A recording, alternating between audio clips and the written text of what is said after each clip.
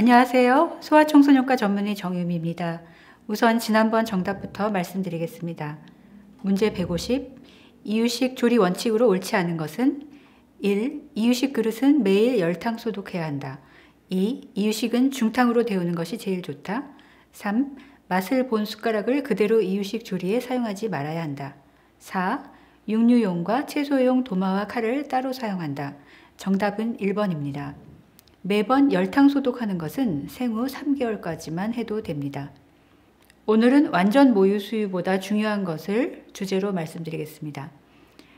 완전 모유 수유보다 중요한 것은 바로 아기를 건강하게 잘 키우는 것입니다. 모유는 아기에게 최고의 음식입니다. 하지만 아무리 좋아도 모자라면 다른 방법을 찾아야 합니다. 간혹 완전 모유 수유를 하겠다고 젖이 부족한데도 완모를 고집하는 엄마가 있습니다. 아무리 좋은 모유지만 부족하면 아기는 배를 골게 됩니다. 질만큼 양도 중요하기 때문에 젖을 충분히 먹일 수 없을 때는 모유를 적극적으로 늘리면서 동시에 분유 보충도 고려해야 합니다.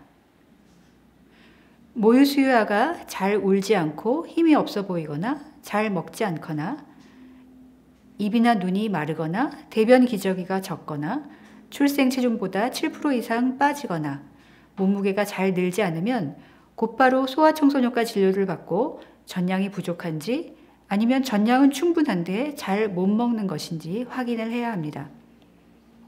탈수가 더 심해지면 피부 탄력이 없어지거나 대천문이 꺼지거나 열이 나기도 합니다.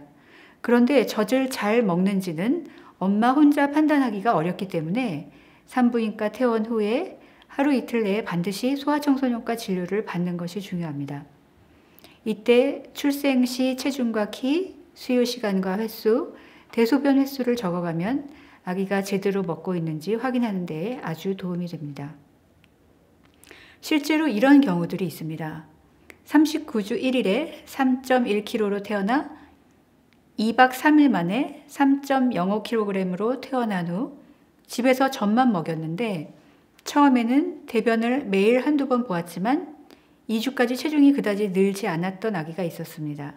자주 먹이고 젖 삼키는 소리도 나고 젖도 흐르는데도 4일 동안 대변을 보지 않아서 걱정이 되어서 25일째에 소아과 진료를 받았는데 3.28kg이었습니다.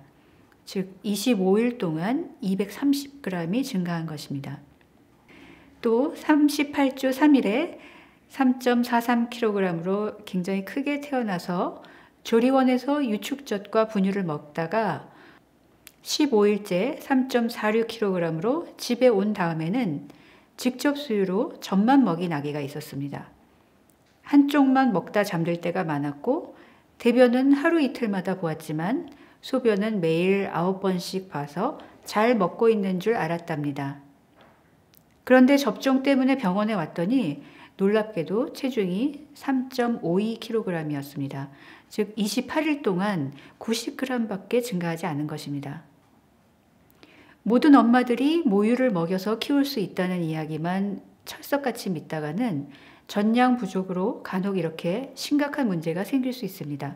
실제로 모유 수유 교육을 받아서 모유의 장점을 잘 아는 엄마들에게 이런 일이 더 잘 생길 수 있기 때문에 산전 교육을 받았다고 안심해서는 안 됩니다.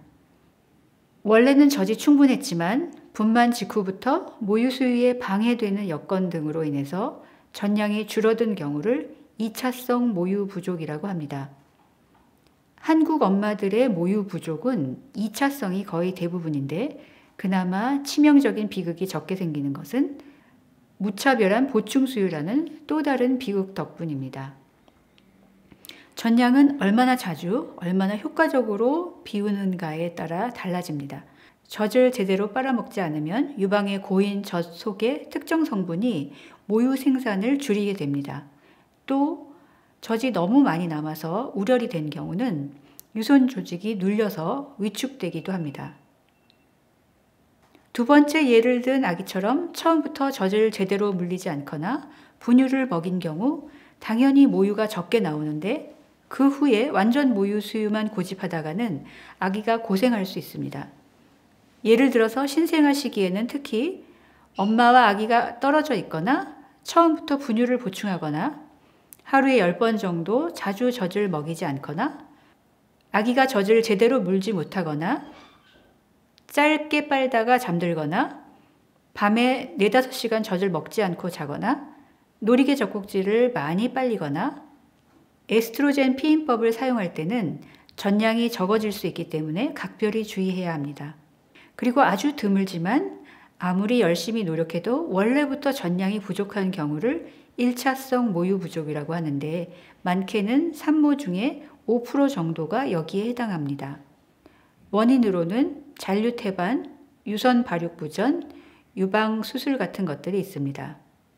이런 경우는 수유 자세를 잘 익히고 젖을 열심히 짜는 것만으로는 해결되지 않기 때문에 완전 모유 수유를 고집하다가는 아기들이 위험해질 수 있습니다. 모유는 먹는 만큼 나오고 자주 빨릴수록 잘 나온다는 것이 100% 모든 엄마에게 다 적용되지는 않는다는 점 꼭 염두에 두어야 합니다. 이런 아기들은 당연히 유축젖 외에 필요한 만큼 분유 보충도 해주어야 합니다. 오늘 문제입니다. 문제 151. 완전 모유 수유와 젖량에 대한 내용 중 옳지 않은 것은 1. 약 5% 산모에서는 1차성 모유 부족이 올 수 있다. 2. 처음부터 보충하던 분유를 갑자기 끊고 완전 모유 수유를 하는 것은 위험하다. 3. 완전 모유 수유 중 소변을 잘 보면 젖을 잘 먹고 있는 것이다. 4.